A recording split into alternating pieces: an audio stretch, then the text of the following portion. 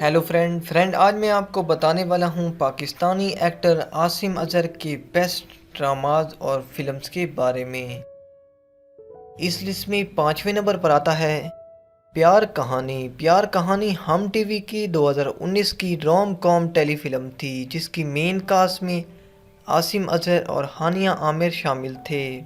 इस लिस्ट में चौथे नंबर पर आता है नूर। नूर 2017 की बेस्ट टेलीफिल्म थी, जिसे उमेरा अहमद ने लिखा और उर्दू वन पर टेलीकास्ट की गई। इस टेलीफिल्म की मेन कास्ट में आसिम अजहर और नूर खान शामिल थे।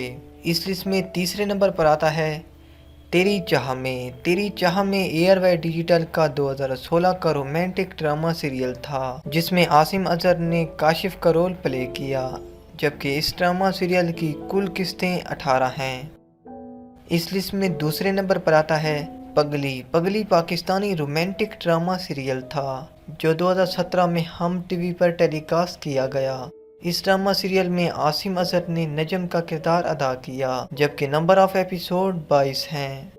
इस लिस्ट में सबसे पहले नंबर पर आता है मेरे दोस्त मेरे यार। मेरे दोस्त मेरे यार पाकिस्तानी जियो टीवी की वेब सीरीज़ है, जिसका पहला सीज़न 2019 में और दूसरा सीज़न 2020 में टेलीकास्ट किया गया। इस वेब सीरीज़ में आसिम अजहर ने शहरी का किरदार अदा किया।